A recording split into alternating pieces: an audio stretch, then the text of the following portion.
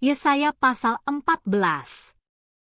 Sebab Tuhan akan menyayangi Yakub dan akan memilih Israel sekali lagi dan akan membiarkan mereka tinggal di tanah mereka, maka orang asing akan menggabungkan diri kepada mereka dan akan berpadu dengan kaum keturunan Yakub.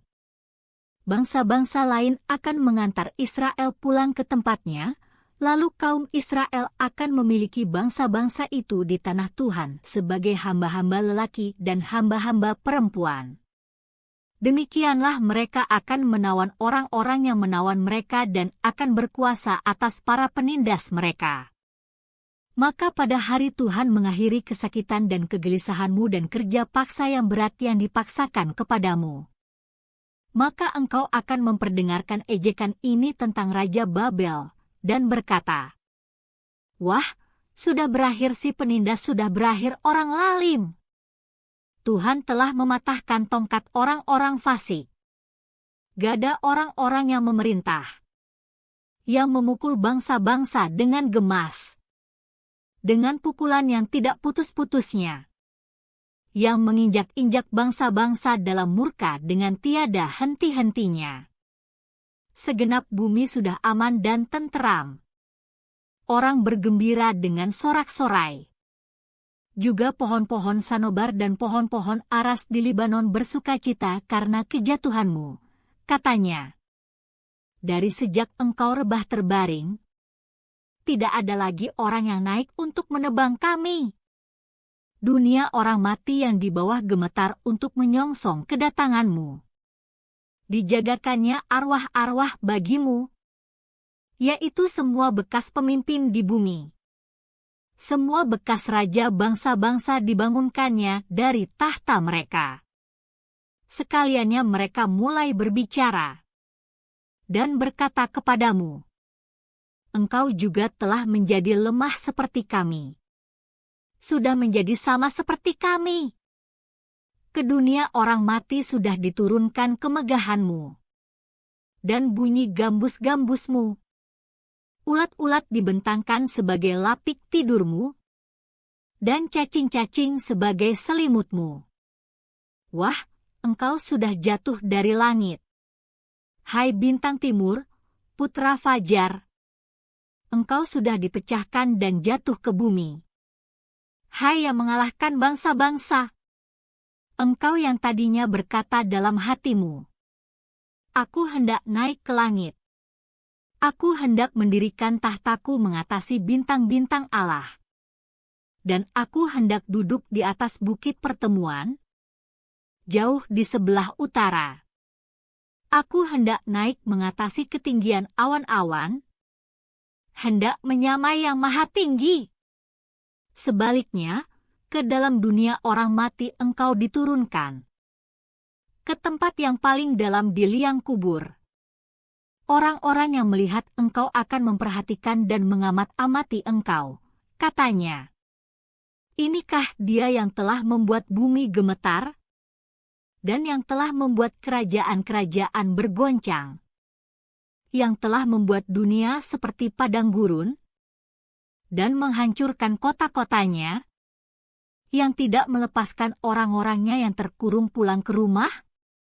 Semua bekas raja bangsa-bangsa berbaring dalam kemuliaan, masing-masing dalam rumah kuburnya. Tetapi engkau ini telah terlempar jauh dari kuburmu, seperti taruk yang jijik, ditutupi dengan mayat orang-orang yang tertikam oleh pedang, dan jatuh tercampak ke batu-batu liang kubur, seperti bangkai yang terinjak-injak. Engkau tidak akan bersama-sama dengan raja-raja itu di dalam kubur. Sebab engkau telah merusak negerimu dan membunuh rakyatmu. Anak cucu orang yang berbuat jahat tidak akan disebut-sebut untuk selama-lamanya. Dirikanlah bagi anak-anaknya tempat pembantaian, oleh karena kesalahan nenek moyang mereka, supaya mereka jangan bangun dan menduduki bumi dan memenuhi dunia dengan kota-kota. Aku akan bangkit melawan mereka, demikianlah firman Tuhan semesta alam, aku akan melenyapkan nama Babel dan sisanya, anak cucu dan anak cicitnya.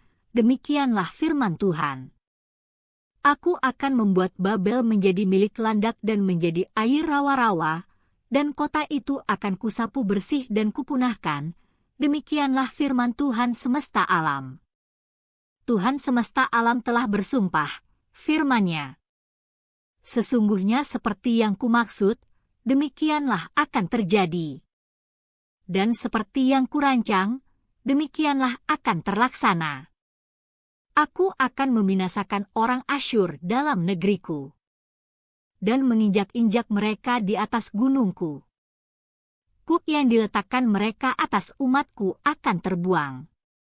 Dan demikian juga beban yang ditimpakan mereka atas bahunya.